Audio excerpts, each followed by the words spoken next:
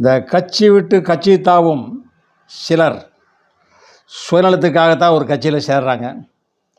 ஏதாவது ஒரு கலர் துண்டை போட்டுக்கிறாங்க, 4 பேர்ட்ட நான் இந்த கட்சியில் இருக்கேன் அப்படின்னு சொல்லிக்கிறாங்க. அதை வச்சு வருமானம் கிடைக்குமா அப்படின்னு பார்க்குறாங்க.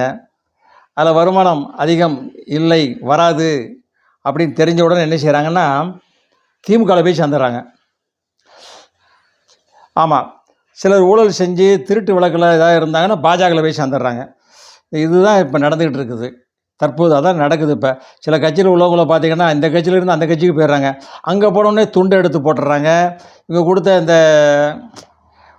அப்பாயின்மெண்ட் ஆர்டர் மாதிரி ஒன்று வச்சுருப்பாங்க, சும்மா பேருக்கு வச்சுருப்பாங்க. அதை கிழித்து போட்டு நாங்கள் திமுகவில் இணைந்து விட்டோம், அங்கே ஒரு துண்டை போட்டுருவாங்க. அதோட அந்த ஒரு நாள் தான் விளம்பரம் ஆக, புதுசாக கட்சி வித மாதிரி போகிறீங்களே, ஒரு நாள் தான் அன்றைக்கி யூடியூப்பில் போடுவாங்க, இல்லை ஃபேஸ்புக்கில் போடுவாங்க. பார்த்து இருந்துங்க. இருக்கலே மோசமான கட்சிகள்லாம் இருக்குது, அதில் போய் மாட்டிக்கிட்டு சின்ன பின்னமாக ஆயிடாதீங்க அப்படின்னு மக்கள் பேசிகிட்டு இருக்காங்க.